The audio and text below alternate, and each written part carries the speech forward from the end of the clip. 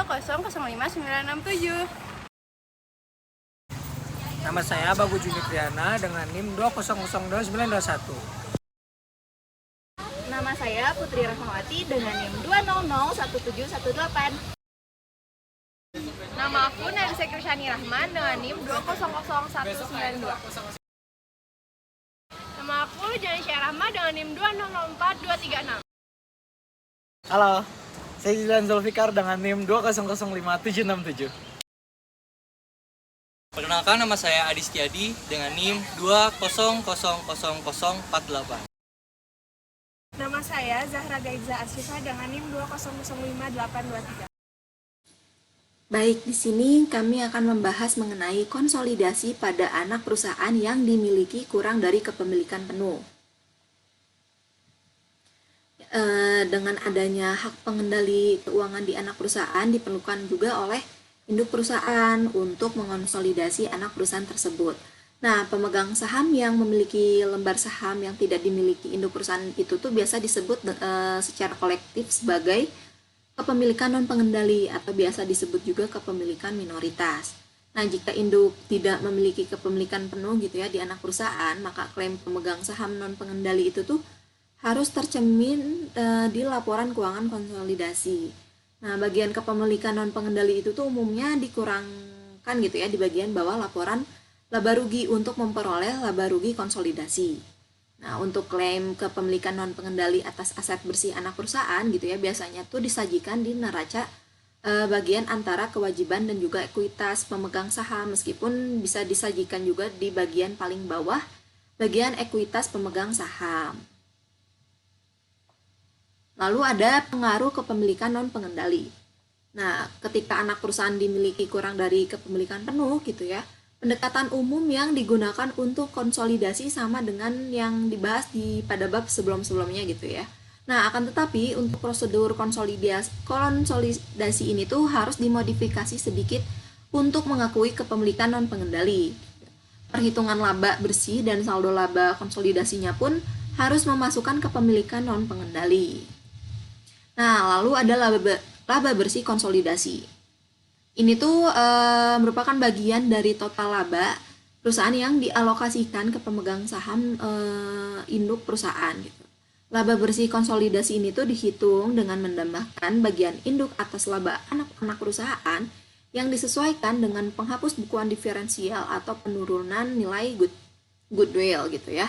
Dengan laba induk perusahaan dari hasil operasinya sendiri gitu, atau laba bersih induk perusahaan itu tuh dikurangi pendapatan investasi dari anak perusahaan baik dengan metode biaya maupun metode ekuitas. Nah, untuk perhitungan laba bersih konsolidasi ini tuh bisa dilakukan dengan dua cara. Yang pertama itu ada pendekatan tambahan gitu ya. Nah, yang pertama itu pendekatan tambahan ini tuh bisa digunakan untuk menambah bagian induk atas laba bersih anak perusahaan dengan laba induk dari hasil operasinya sendiri dengan perhitungan laba bersih induk perusahaan menggunakan metode ekuitas. Lalu ada perhitungan residual. Nah, seperti yang digunakan dalam kertas kerja konsolidasi gitu ya, dengan mengurangi bagian kepemilikan non pengendali atas laba bersih anak perusahaan dari penjumlahan laba terpisah induk dengan laba bersih anak perusahaan. Di sini ada contoh perhitungan gitu ya mengenai laba bersih konsolidasi.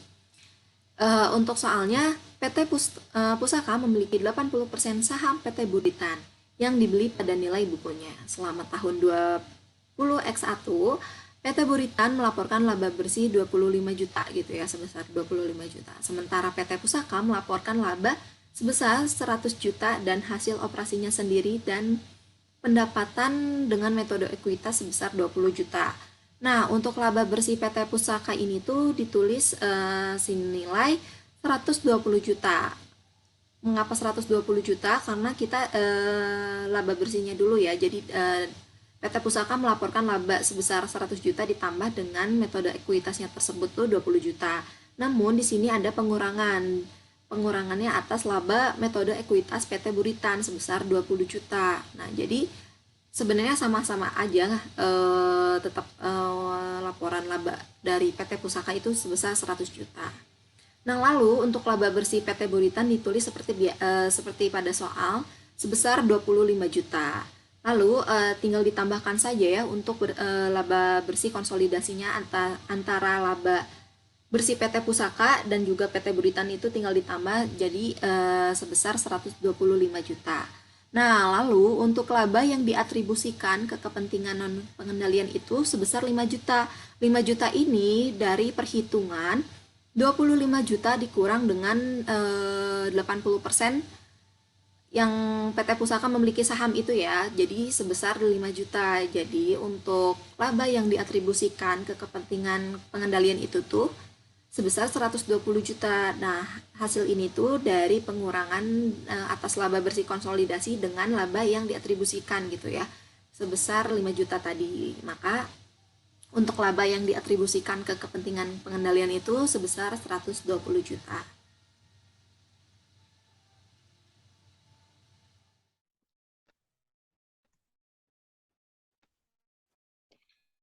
Baik, selanjutnya ada saldo laba konsolidasi. Saldo laba konsolidasi adalah bagian dari laba yang tidak terdistribusikan atau tersalurkan oleh perusahaan yang dikonsolidasi yang dimiliki oleh pemegang saham induk perusahaan. Saldo konsolidasi dihitung dengan menambahkan bagian induk atas kumulatif laba bersih anak perusahaan sejak akuisisi dengan saldo laba induk dari hasil operasi sendiri, yaitu di luar pendapatan dari anak perusahaan yang termasuk dengan saldo laba. Untuk perhitungan saldo laba konsolidasi di sini ada PT Pusaka dan Pusaka dan PT Buritan.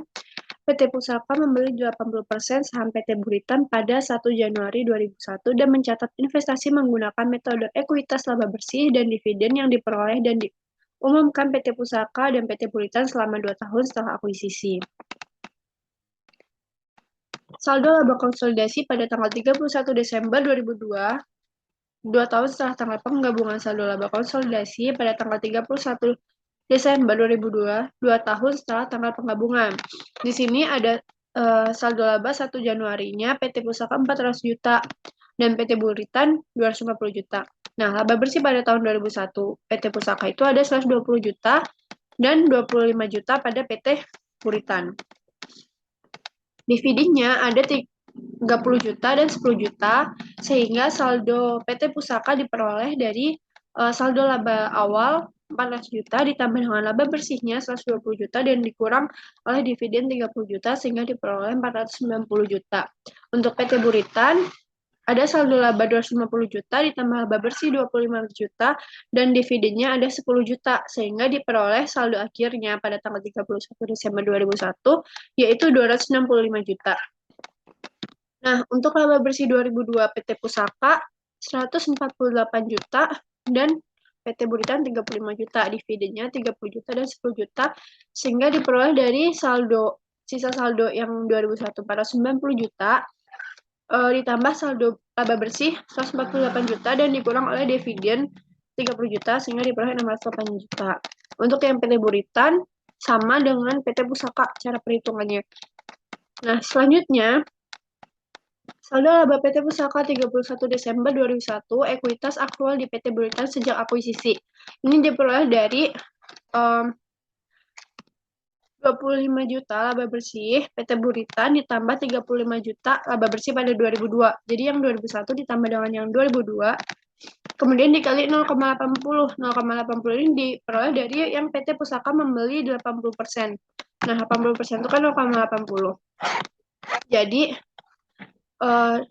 diperoleh 48 juta. 608 juta dikurang 48 juta sehingga saldo laba PT Pusaka dari hasil operasi sendiri pada 31 Desember 2002 diperoleh dari 608 dikurang 48 juta, 560 juta. Nah, bagian PT Pusaka atas laba bersih PT Buritan sejak akuisisi yaitu 60 juta dikali 80%. Sehingga saldo laba bersih 31 Desember 2002 diperoleh 608 juta. Untuk selisihnya, apabila total yang dipertimbangkan untuk pihak yang diakuisisi dari nilai buku aset bersih teridentifikasi pihak yang diakuisisi, maka muncul selisih atau diferensial untuk perbedaan tersebut. Selanjutnya akan dijelaskan oleh Zahra. Terima kasih. Oke, selanjutnya di sini tertera neraca PT Induk dan PT Anak 1 Januari 2021 setelah penggabungan. Nah, di kolom aset untuk kas pada PT Induk sebesar 40 juta rupiah, sedangkan kas pada PT Anak sebesar 50 juta rupiah. Kemudian piutang dagang di PT Induk sebesar 75 juta, untuk piutang dagang di PT Anak sebesar 50 juta. Persediaan pada di PT Induk sebesar 100 juta rupiah, sedangkan di PT Anak 60 juta rupiah. Untuk tanah, PT Induk 175 juta rupiah dan PT Anak 40 juta rupiah. Untuk bangunan dan peralatan di PT Induk 800 juta rupiah, sedangkan di PT Anak 600 juta rupiah. Untuk akumulasi penyusutan pada PT Induk kurang 400 juta rupiah, dan untuk di PT Anak dikurang 300 juta rupiah di akumulasi penyusutannya, sehingga investasi pada saham PT Anak untuk di PT Induk 310 juta, sehingga total aset pada PT Induk sebesar 1 miliar 100 juta rupiah. Kemudian untuk total aset pada PT Anak sebesar 500 juta rupiah. Kemudian ada kolom kewajiban dan ekuitas pada PT Induk dan PT Anak. Untuk yang pertama, utang dagang. Utang dagang di PT Induk 100 juta rupiah, sedangkan di PT Anak 100 juta rupiah. Untuk utang obligasi 200 juta rupiah pada PT Induk dan 100 juta rupiah pada PT Anak. Untuk saham biasa di PT Induk 500 juta rupiah, sedangkan di PT Anak 200 juta rupiah. Untuk saldo laba 300 juta rupiah pada PT Induk dan 100 juta rupiah pada PT Anak. Dan total kewajiban dan ekuitas pada PT Induk 1 miliar 100 juta rupiah dan pada PT Anak 500 juta rupiah. Kemudian ada format kertas kerjanya. Klaim kepemilikan non pengendali atas laba dan aset anak perusahaan harus dimasukkan dalam kertas kerja. Klaim kepemilikan non pengendali atas laba anak perusahaan yang dihitung sebesar proporsi bagian kepemilikan non pengendali atas laba anak perusahaan dikurangkan di bagian paling bawah kertas kerja pada bagian laporan laba rugi untuk memperoleh laba bersih konsolidasi. Klaim kepemilikan non pengendali atas aset anak perusahaan yang dihitung sebesar proporsi bagian kepemilikan non pengendali atas aset anak perusahaan ditambahkan di bagian paling bawah kertas kerja pada bagian kredit neraca. Baik klaim kepemilikan non pengendali atas laba maupun aset bersih dimasukkan ke dalam kertas kerja melalui jurnal eliminasi dan dibawa ke kolom konsolidasi. Nah, di sini terdapat penyusunan neraca konsolidasi sesaat setelah akuisisi kepemilikan pengendali. Untuk total nilai wajarnya dikredit sebesar 387.500.000 untuk nilai bukunya sebesar 200.000 dan saham biasa PT Anak 100.000 rupiah. Untuk saldo laba PT Anak itu 300 juta rupiah dan diferensialnya itu 87.500.000. PT Induk mencatat akuisisi saham di pembukuannya pada tanggal penggabungan usaha dengan ayat jurnal sebagai berikut. Nah, yang pertama itu investasi pada saham PT Anak 310 juta dan untuk kolom kasnya 310 juta. Itu kolom tersebut mencatat pembelian saham PT Anak.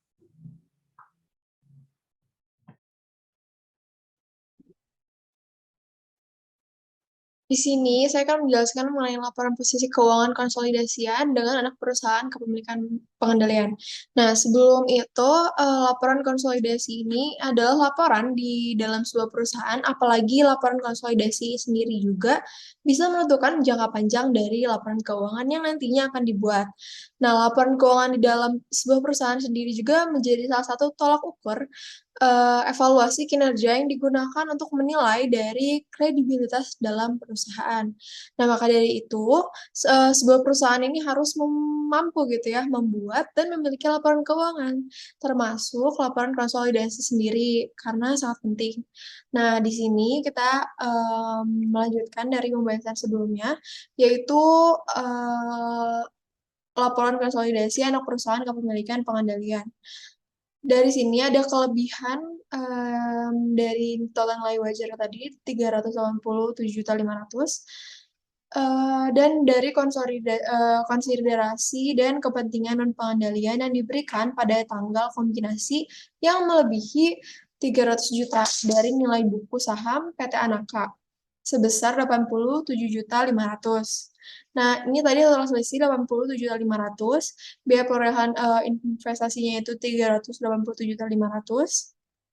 Juga ada nilai wajar aset bersih yang dapat diidentifikasi itu 375 juta, diselisihkan yaitu 12.500.000, yaitu termasuk ke dalam goodwill.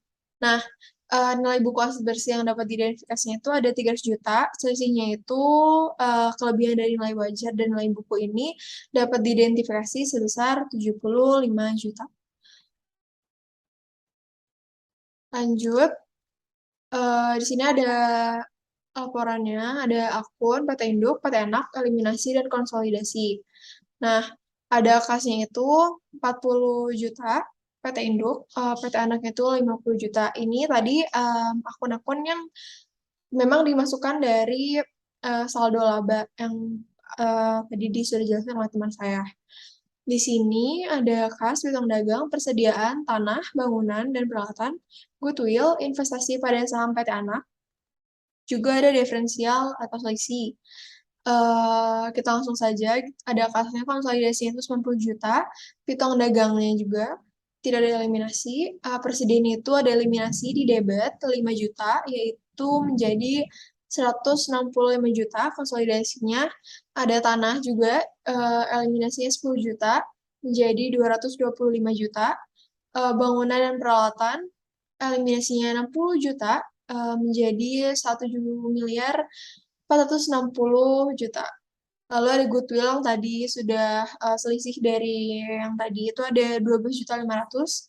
Jadi konsolidasinya tetap 12.500.000. Nah, pada investasi pada saham PT Anak ini ada eliminasi di kredit sebesar sama seperti PT Induk. Ini 310 juta.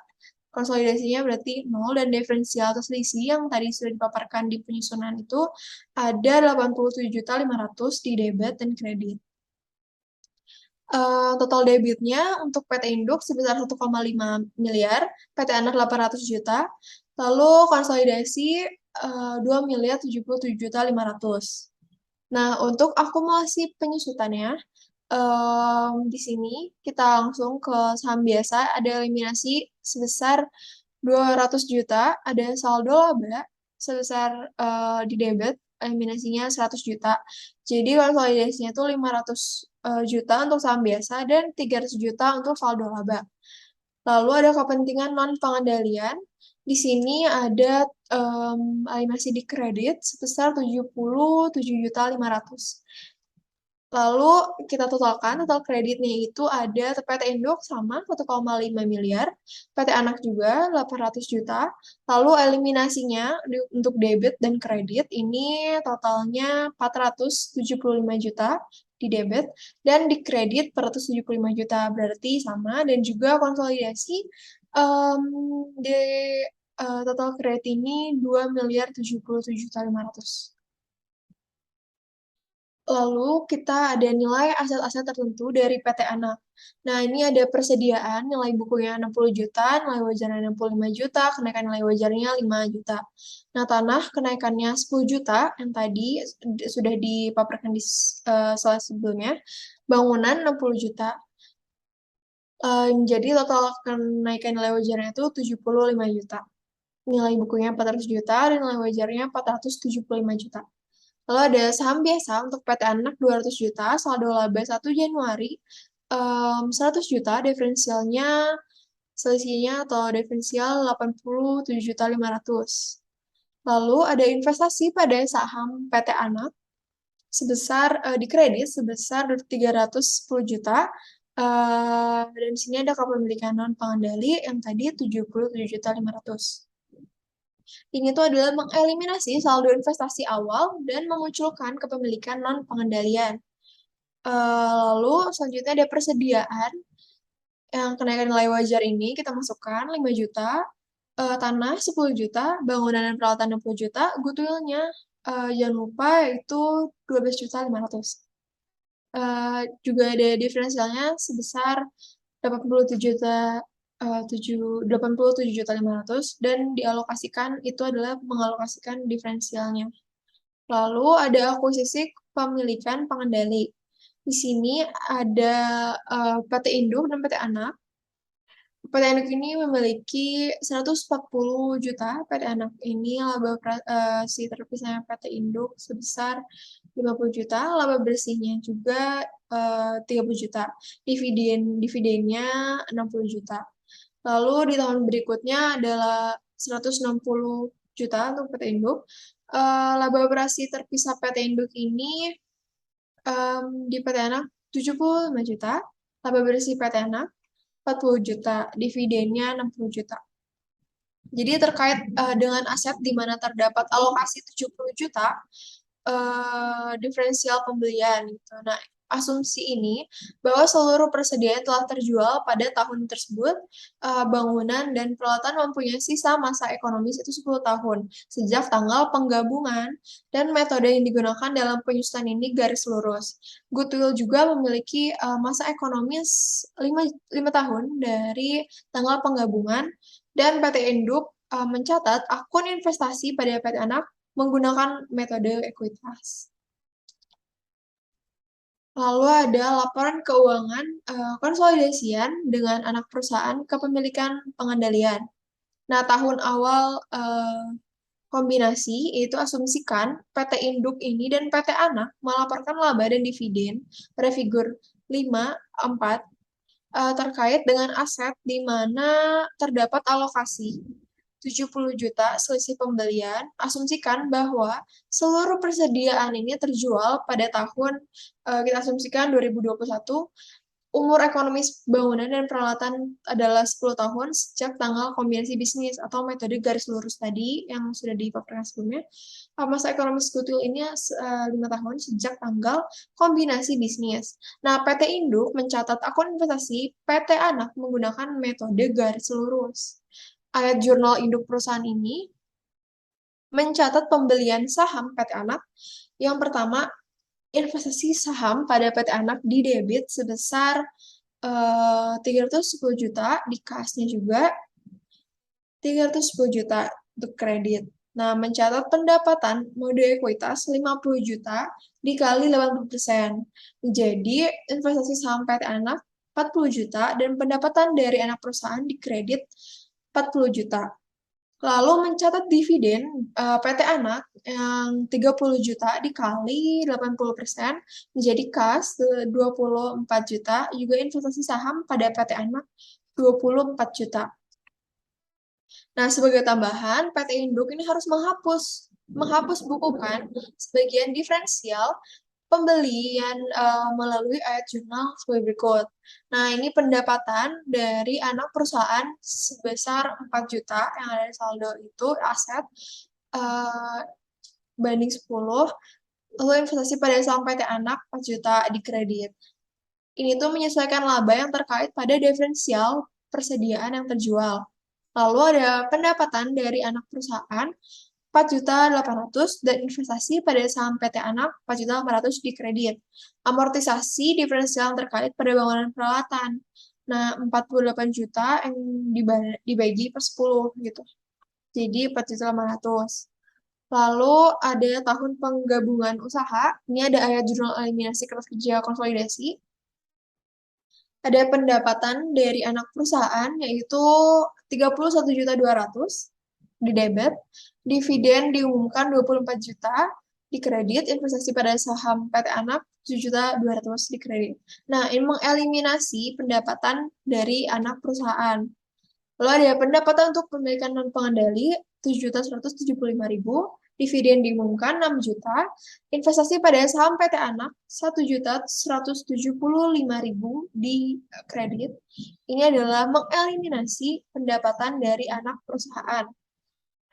Lalu ada saham PT biasa, saham biasa PT Anak ini ada di debit 200 juta, saldo laba 1 Januari periode di debit 100 juta, ada diferensial 87 juta. Lalu investasi pada saham PT Anak 310 juta, kepemilikan non pengendali 77.500. Ini ada mengeliminasi saldo investasi awal. Lanjut, ada ayat jurnal eliminasi tambahan. Di sini ada beban pokok penjualan. Ini dikredit ya sebesar 5 juta. Ada tanah juga 10 juta, bangunan dan peralatan 60 juta, goodwill 12.500.000. Nah, selisihnya itu 87.500. Ini adalah mengalokasikan selisih awal. Lalu beban penyusutan ada di kredit 6 juta, akumulasi penyusutan sebesar 6 juta juga di kredit. Itu adalah amortisasi selisih yang berkaitan dengan bangunan dan peralatan. Lalu ada kerugian dalam penurunan nilai di kredit 3.125.000, goodwill-nya 3.125.000. Nah, di sini menyesuaikan goodwill karena adanya penurunan nilai. Mungkin cukup seperti itu pembahasan dari saya. Selanjutnya akan dilanjutkan oleh Gina Melani. Terima kasih.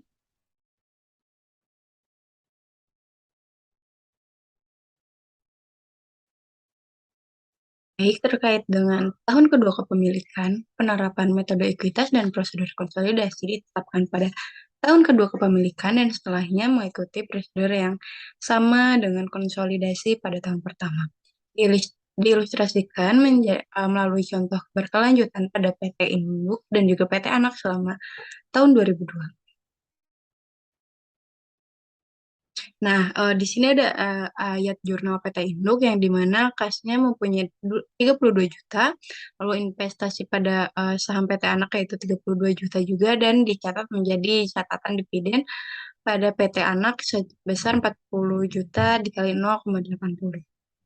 Nah, untuk investasi pada saham PT Anak yaitu sebesar 60 juta, pencatatan dari anak perusahaan 60 juta, dan dicatat melalui pendapatan metode ekuitas sebesar 75 juta dikali 0,8. Nah, di sini pun ada perubahan pada akun investasi perusahaan tahun 2001 dan 2002 dapat diringkas sebagai berikut. Pada saldo awal tahun sebesar 310 juta dan pada saldo di 2002 sebesar 317.200. Pada pendapatan anak perusahaan pada bagian laba bersih pada anak perusahaan sebesar 40 juta di 2001 dan pada 2002 sekitar 60 juta. Dan penghapusan bukuan selisih terkait dengan persediaan terjual yaitu 4 juta pada 2001 dan 2002 kosong. Terkait dengan selisih dengan bangunan peralatan pada 2001 4.800.000 dan pada 2002 sebesar 4.800.000. Jadi totalnya sekitar 31.200.000 dan untuk di 2002 sebesar 5.200.000. Pada pengurangan dividen yang diterima pada anak perusahaan yaitu sebesar 24 juta pada 2001 dan pada 2002 sebesar 32 juta. Nah, pada saldo akhir 2001 itu sebesar 317.200 dan pada saldo di 2002 itu sekitar 340.400.000.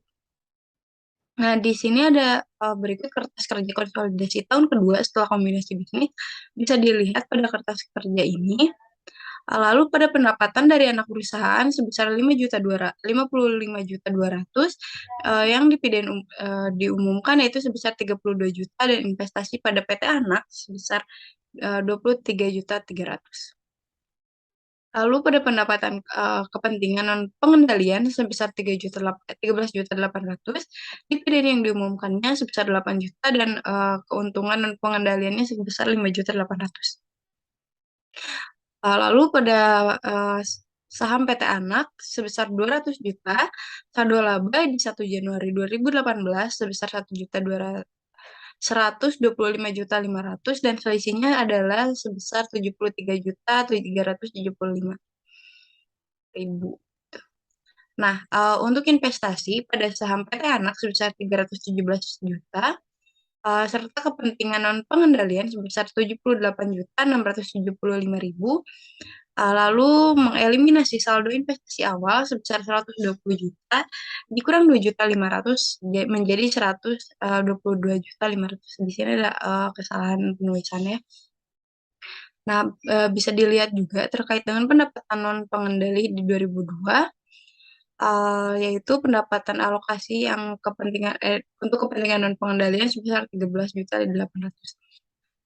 Lalu di 31 Desember 2022 yang kepentingan non pengendalian 1 Desembernya sebesar 84.475.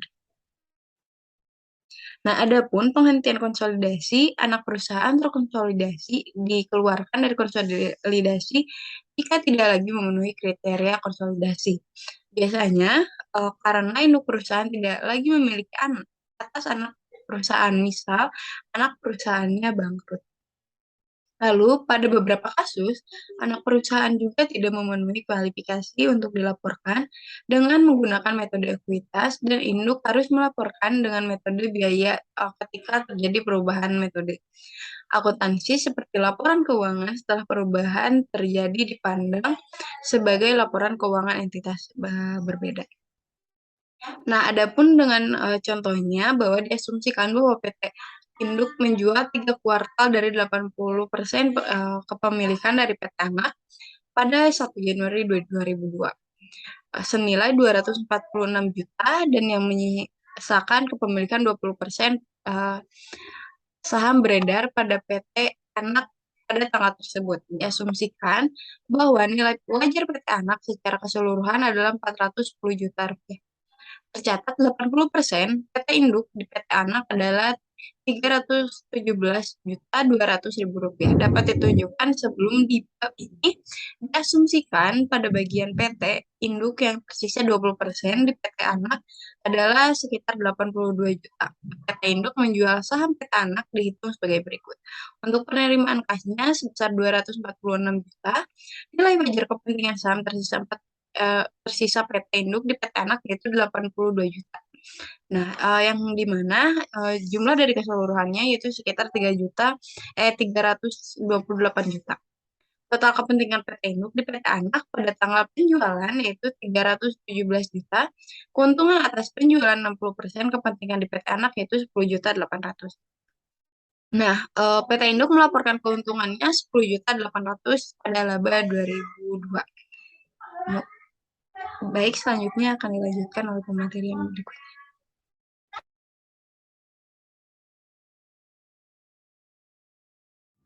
Assalamualaikum warahmatullahi wabarakatuh. Perkenalkan, nama saya Bagus Juni Triana. Di sini akan menjelaskan mengenai perlakuan laba komprehensif lainnya dan juga modifikasi kertas kerja konsolidasi. Oke, untuk materi pertama yaitu mengenai perlakuan laba komprehensif lainnya atau laba bersih dan saldo laba konsolidasi di atas nilai buku. Jadi pengertiannya ini yaitu merupakan pendapatan komprehensif di mana di dalamnya termasuk semua pendapatan, beban, keuntungan dan kerugian yang berdasarkan peristiwa akuntansi dan berterima umum, tidak dimasukkan dalam laba bersih. Akun pendapatan komprehensif lain ini adalah akun temporer atau akun nominal yang akan ditutup tiap akhir periode. Selain itu, saya juga mendapatkan informasi mengenai definisi, komponen, reklasifikasi, dan juga ciri-ciri dari pendapatan komprehensif lainnya ini. Untuk yang pertama mengenai definisi. Di sini saya mendapatkan 2 definisi, yaitu definisi pertama, pendapatan komprehensif lainnya merupakan pendapatan yang berisi pos-pos penghasilan dan juga beban, termasuk penyesuaian reklasifikasi yang tidak diakui dalam laba rugi sebagaimana disyaratkan atau diizinkan oleh SAK atau standar akuntansi keuangan. Lalu untuk definisi kedua, pendapatan ini merupakan pos-pos yang berisikan akun nominal, yaitu akun pendapatan dan juga beban yang tidak diakui dalam laba rugi. Jadi berdasarkan 2 definisi tersebut, saya mendapat kesimpulan yaitu pendapatan komprehensif lainnya merupakan pendapatan dan beban yang belum direalisasi, yang mana terdapat penambahan dan juga pengurangan komponen penghasilan komprehensif lain selama periode pelaporan dan juga saat penyusunan saldo akhir dari pendapatan komprehensif lain ini. Selain itu, pendapatan ini juga disajikan dalam laporan posisi keuangan. Oke, untuk komponen dari pendapatan komprehensif lainnya ini, di sini saya mendapatkan 4 komponen. Untuk komponen yang pertama yaitu ada selisih revaluasi aset tetap. Jadi dapat didefinisikan bahwa perubahan dalam surplus revaluasi aset tetap dan aset tidak terwujud karena entitas menggunakan metode revaluasi untuk satu atau lebih kelompok aset tetapnya dan juga aset tidak terwujud sebagaimana diatur dalam PSAK nomor 16 tentang aset tetap dan juga PSAK nomor 19 tentang aset tak terwujud. Lalu untuk komponen yang kedua yaitu ada pengukuran kembali program imbalan pasti. Jadi di sini itu dapat diartikan sebagai keuntungan dan kerugian aktuarial atas program manfaat pasti sebagaimana diatur dalam PSAK nomor 24 tentang imbalan kerja, yaitu mengenai mengatur akuntansi dan pengungkapan oleh pemberi kerja atau entitas untuk imbalan kerja. Imbalan kerja yang dimaksud pada PSAK nomor 24 ini diantaranya imbalan kerja jangka pendek, pesangon, imbalan pasca kerja, dan imbalan jangka kerja panjang lainnya. Lalu untuk komponen yang ketiga itu di sini ada perubahan nilai inventasi available for sales. Jadi ini merupakan keuntungan dan kerugian pengukuran kembali aset keuangan yang dikategorikan sebagai tersedia untuk dijual sebagaimana diatur dalam PSAK nomor 55 mengenai instrumen keuangan yang berisikan pengukuran pengakuan tentang pengakuan dan pengukuran terkait dengan aset keuangan, kewajiban keuangan, dan kontrak pembelian serta penjualan item non keuangan dengan memberikan definisi dan karakteristik terhadap kategori. Untuk komponen yang terakhir di sini ada dari bagian efektif dalam keuntungan lindung nilai arus kas. Jadi maksud dari komponen keempat ini merupakan bagian efektif dari keuntungan dan juga kerugian instrumen lindung nilai dalam rangka lindung arus kas sebagaimana diatur dalam PSAK nomor 55 tentang instrumen keuangan, pengukuran dan pengakuan sama seperti komponen yang ketiga. Lalu di sini juga ada reklasifikasi pendapatan komprehensif. Di sini dapat dikategorikan menjadi 2, yaitu yang pertama yang dapat direklasifikasi ke dalam laba rugi dan juga yang tidak dapat direklasifikasi ke dalam laba rugi. Nah, untuk yang dapat direklasifikasi ini ada 3 macam, yaitu yang pertama selisih kurs karena penjabaran laporan keuangan dalam valuta asing. Lalu yang kedua aset keuangan yang tersedia untuk dijual, dan yang ketiga lindung nilai arus kas. Lalu selanjutnya yang tidak dapat direklasifikasi ke dalam laba rugi di sini juga ada 3, yaitu yang pertama keuntungan revaluasi aset, lalu juga ada pengukuran kembali program pensiun imbalan pasti, dan yang ketiga ada bagian pendapatan komprehensif lain dari entitas asosiasi. Lalu yang terakhir di sini ada ciri-ciri dan juga informasi mengenai penghasilan komprehensif. Untuk ciri-ciri yang pertama itu jadi penghasilan komprehensif lain ini menyajikan pos-pos untuk jumlah penghasilan kompresif lain dalam periode tahun berjalan. Diklasifikasikan berdasarkan sifat dan dikelompokkan sesuai dengan SAK yang mengatur mengenai kondisi pendapatan kompresif lain. Yaitu yang pertama, tidak akan direklasifikasi lebih lanjut ke dalam laba rugi, dan yang kedua, akan direklasifikasi lebih lanjut ke dalam laba rugi ketika kondisi tertentu terpenuhi, sama seperti poin yang tadi saya sebutkan mengenai reklasifikasi. Lalu ciri yang kedua, ini entitas menyajikan pos-pos tambahan, judul dan subtotal jika penyajian tersebut relevan untuk pemahaman kinerja keuangan entitas. Lalu ciri yang ketiga, entitas tidak diperkenankan untuk menyajikan pos-pos penghasilan dan beban seperti pos luar biasa dalam laporan laba rugi dan penghasilan kompresif lain atau dalam catatan atas laporan keuangan. Lalu poin terakhir, yaitu pada laporan laba rugi komprehensif, komponen penghasilan komprehensif lain disajikan setelah komponen laba tahun berjalan. Lalu untuk materi selanjutnya, di sini ada modifikasi kertas kerja konsolidasi. Dalam materi ini, bila induk perusahaan atau anak perusahaan mencatat laba komprehensif lain, kertas kerja konsolidasi umumnya memasukkan bagian tambahan untuk komprehensif lain. Untuk mengilustrasikan proses konsolidasi ini, apabila anak perusahaan melaporkan laba komprehensif lain dengan mengasumsikan selama tahun 2000X2 PT anak membeli investasi yang diklasifikasikan sebagai tersedia untuk dijual seharga 20 juta. Pada 31 Desember 20X2 nilai wajar dari efek meningkat menjadi 30 juta. Mungkin sekian yang bisa saya sampaikan. Saya lempar kepada pemateri selanjutnya. Terima kasih.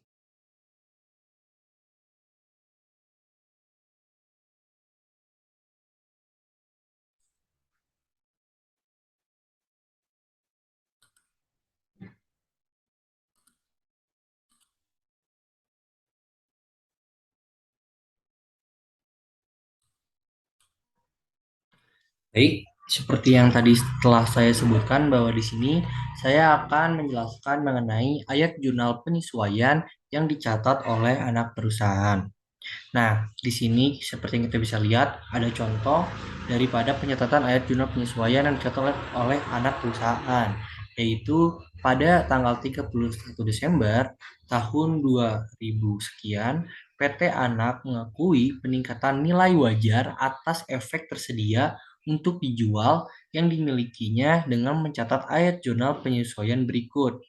Yang pertama di akun debit, yaitu investasi pada efek tersedia untuk dijual sebesar 10 juta, dan di akun kredit yaitu keuntungan investasi yang belum direalisasi sebesar 10 juta.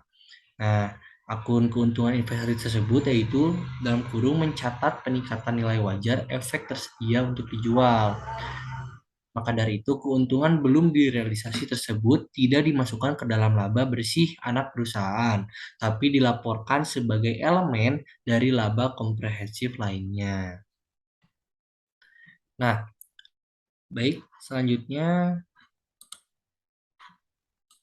di sini ada perlakuan laba komprehensif lainnya. Nah, laba bersih dan saldo laba konsolidasi di atas nilai buku.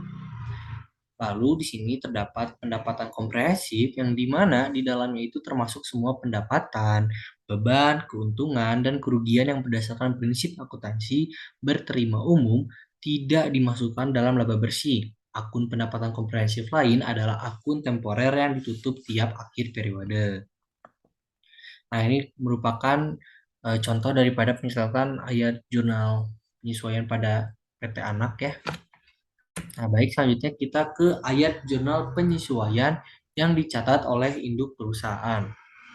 Nah, di sini terdapat contoh yaitu pada tahun 2000 sekian, PT Induk mencatat semua jurnal sehubungan dengan investasi di PT Anak seolah tidak melapor laba komprehensif lain. Pada tanggal 31 Desember 2000 sekian, PD induk secara terpisah mengakui bagian proporsionalnya atas keuntungan yang belum direalisasi anak perusahaan dari peningkatan nilai wajar efek tersedia untuk dijual. Nah, maka dari itu pencatatannya adalah untuk akun debit terdapat investasi pada saham PT Anak sebesar 8 juta dan juga untuk akun kredit terdapat pencatatan laba komprehensif lain dari anak perusahaan sebesar 8 juta, yaitu merupakan keuntungan yang belum direalisasi dari investasi.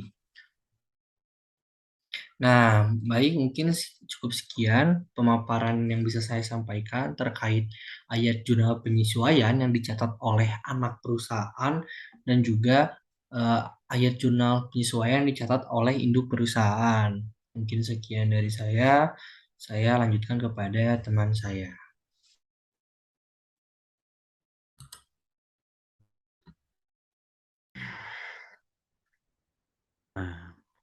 Halo semuanya.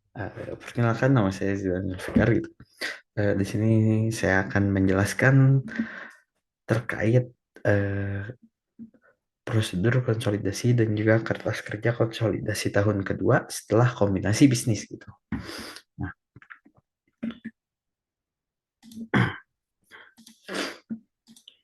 ini ada contoh kertas kerja konsolidasi tahun kedua setelah kombinasi bisnis gitu. Bisa dilihat gitu.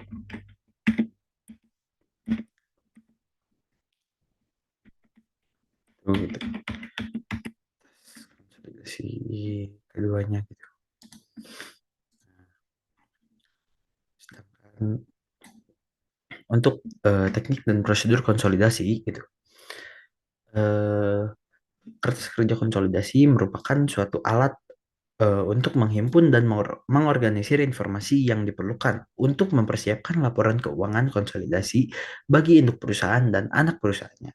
Nah, semua data yang disajikan dalam laporan keuangan konsolidasi dapat ditentukan secara independen dari kertas kerja.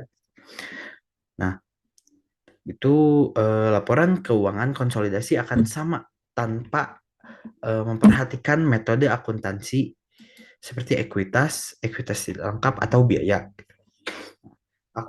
Akun-akun yang tampak pada kertas kerja tidak mempengaruhi akun-akun buku besar induk perusahaan maupun anak perusahaan. Buku ini menggunakan teknik kertas kerja di bawah untuk laporan keuangan konsolidasi induk perusahaan dan anak perusahaannya. Laporan keuangan dari induk perusahaan dan anak perusahaan tampak di dua kolom pertama dari kertas kerja, diikuti oleh debit dan kredit kolom untuk ayat jurnal penyesuaian dan eliminasi, dan juga kolom hak minoritas, kolom akhir menunjukkan laporan keuangan konsolidasi. Beberapa ayat jurnal penyesuaian atau eliminasi dan akun-akun lain ditambahkan sebelum kolom laporan keuangan terpisah dikombinasikan ke dalam jumlah konsolidasi. Nah, terus hanya saldo akun-akun yang dapat dilakukan penyesuaian atau dieliminasi. Yang ada tuh laba bersih induk perusahaan dan anak perusahaan atau laporan keuangan dan saldo laba ditahan atau laporan laba ditahan bukan merupakan akun-akun dan bukan subjek untuk penyesuaian atau eliminasi. Nah, laba bersih konsolidasi terdiri dari pendapatan konsolidasi dikurangi dengan beban-beban konsolidasi. Laba ditahan itu laba ditahan konsolidasi itu terdiri dari laba ditahan konsolidasi awal ditambah dengan laba bersih konsolidasi dikurangi dividen perusahaan induk. Nah, prosedur untuk mempersiapkan kertas kerja konsolidasi yaitu yang pertama menentukan yaitu A, menentukan metode akuntansi induk perusahaan untuk anak perusahaan. Yang B, menyalin laporan keuangan terpisah gitu. Jadi induk perusahaan, anak perusahaan gitu. Ke dalam dua kolom pertama dari kertas kerja.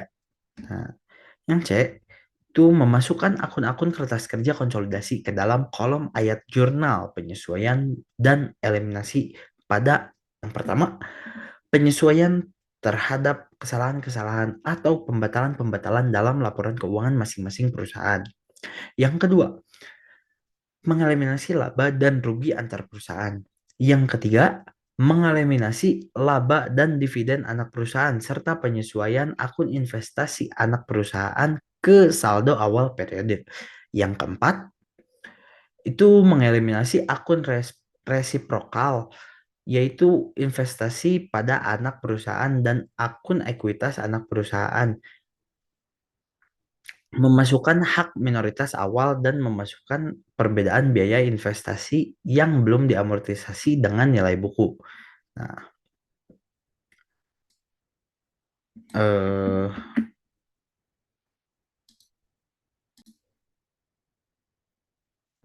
yang kelima itu mengamortisasi perbedaan antara biaya investasi dan nilai buku. Yang keenam itu mengeliminasi akun resiprokal lainnya seperti utang piutang antar perusahaan dan lain-lain. Nah, lanjut yang D, itu menghitung dan memasukkan hak minoriti pada laba bersih anak perusahaan sebagai penambahan hak minoriti dan sebagai pengurangan dalam laporan keuangan konsolidasi. Yang E, memasukkan dividen hak minoriti dalam kolom hak minoriti. Yang F, itu memasukkan hak minoriti awal dari kolom ayat jurnal penyesuaian dan eliminasi ke dalam kolom hak minoriti. Yang G, menambahkan akun-akun perusahaan masing-masing ditambah atau dikurangi dengan beberapa akun yang berkaitan dari kolom ayat jurnal penyesuaian dan eliminasi dan memasukkan jumlah dari semua kolom dalam laporan keuangan konsolidasi. Nah, yang H itu mengkalkulasikan laba bersih konsolidasi sebagai pendapatan konsolidasi dikurangi beban-beban konsolidasi dan dikurangi pendapatan hak minoriti dan membawa laba bersih konsolidasi ke laporan laba ditahan konsolidasi. Yang I, mengkalkulasikan laba ditahan konsolidasi dan membawa jumlah itu ke neraca konsolidasi. Yang J, menjumlahkan kolom hak minoriti dan membawanya ke neraca konsolidasi. Dan yang terakhir, itu menjumlahkan semua harta dan ekuitas pada neraca. Nah, dampak dari akuntansi untuk perusahaan.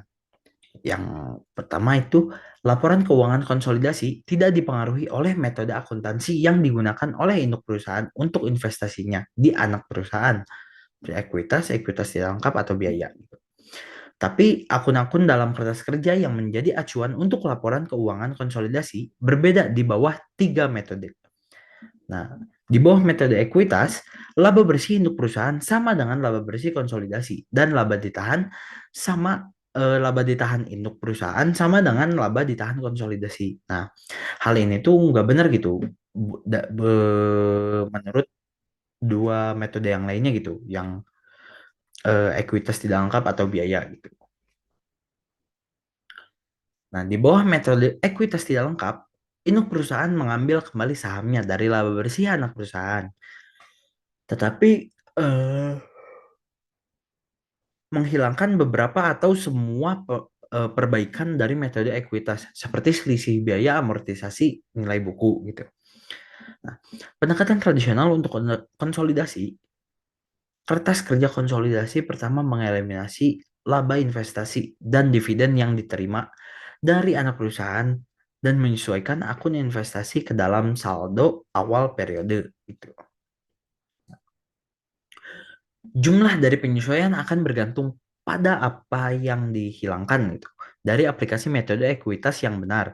Dengan kata lain, beberapa pun jumlahnya induk perusahaan mencatat sebagai laba investasi dieliminasi dengan akun investasi sepanjang ada dividen yang diterima. Pada periode akuisisi, investasi awal induk perusahaan pada anak perusahaan dan laba ditahan awal tidak akan terpengaruh. Pada tahun berikutnya setelah akuisisi, laba ditahan awal induk perusahaan dikonversikan ke laba ditahan awal konsolidasi. Laba ditahan pada induk perusahaan disesuaikan untuk tahun sebelum perbedaan biaya yang belum diamortisasi dengan nilai buku atau menghilangkan metode ekuitas lain gitu. Dan itu dicatat.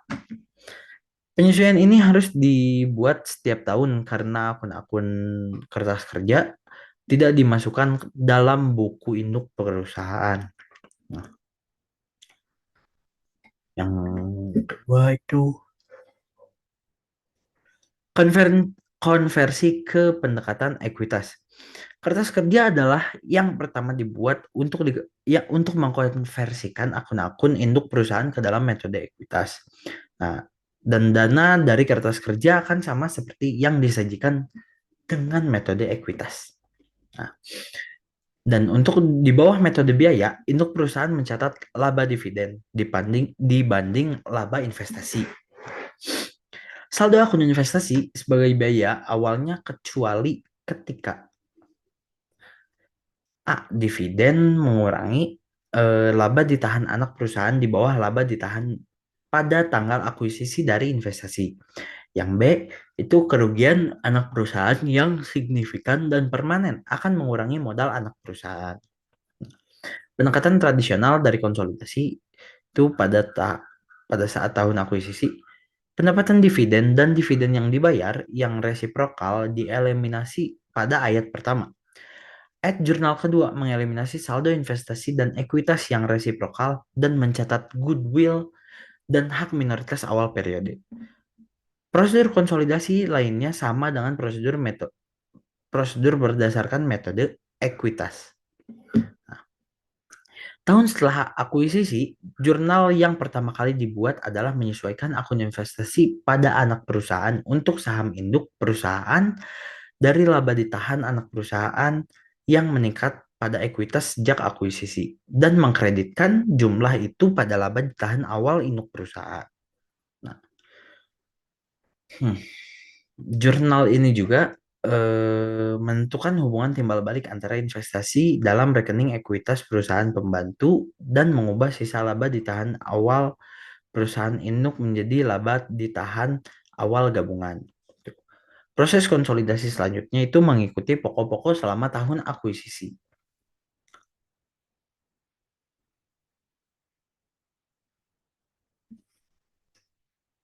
Nah, untuk konversi pendekatan ekuitas. Jurnal pada kertas kerja pertama mengubah akun induk perusahaan menjadi metode ekuitas. Pada tahun akuisisi, jurnal memasukkan laba investasi di bawah metode ekuitas, mengeliminasi laba dividen, dan menyesuaikan akun investasi untuk saham induk perusahaan dari penghasilan anak perusahaan yang tidak terdistribusikan, ditambah atau dikurangi selisih biaya amortisasi nilai buku. Nah, dalam akuisisi tahunan yang akan datang, jurnal harus memasukkan juga pengaruh dari akun investasi yang dihapuskan pada tahun sebelumnya dan pada laba ditahan awal induk perusahaan seperti yang terjadi pada tahun ini. Sisa dari akun kertas kerja ini akan sama seperti dalam metode ekuitas. Untuk format kertas kerja neraca, sisa konsolidasi disesuaikan dengan neraca sisa perusahaan dan anak perusahaannya. Penyesuaian dan eliminasi untuk pendekatan laporan keuangan dan kertas kerja neraca sisa adalah sama. Yang pertama itu hanya akun-akun real yang disesuaikan gitu. Dan yang kedua itu laba ditahan awal muncul dalam neraca saldo dan dapat disesuaikan. Dengan untuk akun debit dijumlah dan dicatat pertama kali. Akun kredit dicatat selanjutnya dan dijumlah. Neraca saldo penyesuaian yang terpisah dari induk perusahaan dan anak perusahaannya ditunjukkan dalam dua kolom pertama, diikuti dengan kolom penyesuaian dan eliminasi. Memisahkan kolom laporan laba rugi, laba ditahan, hak minoritas, dan neraca yang mengikutinya. Nah, appendix laporan arus kas konsolidasi disiapkan dari neraca konsolidasi laporan laba rugi yang menggunakan prosedur umum yang sama yang digunakan untuk laporan arus kas yang terpisah gitu. Nah, kedua metode baik metode langsung maupun tidak langsung untuk menyiapkan arus kas dari aktivitas operasional itu diperbolehkan. Yang pertama, arus kas dari kegiatan investasi dan arus kas dari aktivitas keuangan adalah sama di bawah metode langsung maupun tidak langsung. Metode langsung lebih diprioritaskan oleh FASB. Dan yang ketiga itu hal-hal yang tidak termasuk pada arus kas dijelaskan dalam catatan atau schedule untuk laporan arus kas. Metode tidak langsung dimulai dengan pendapatan bersih konsolidasi. Hal-hal yang tidak disediakan atau menggunakan kas disesuaikan agar dapat sampai pada arus kas bersih dari operasionalnya gitu. Nah, pendapatan hak minoritas adalah bertambah dalam arus kas aktivitas operasional. Dividen hak minoritas mengurangi arus kas dari aktivitas operasionalnya.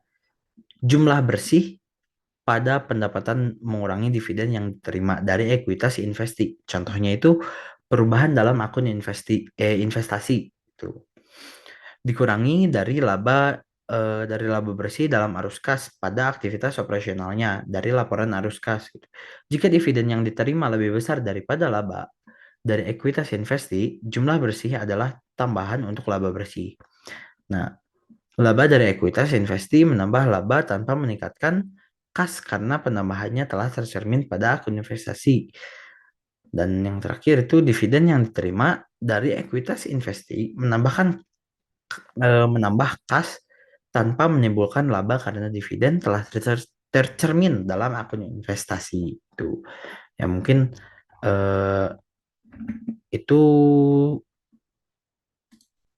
adalah prosedur dari konsolidasi gitu. Prosedur konsolidasi. Cukup sekian. Terima kasih semuanya. Sekian dari kelompok kami. Terima kasih.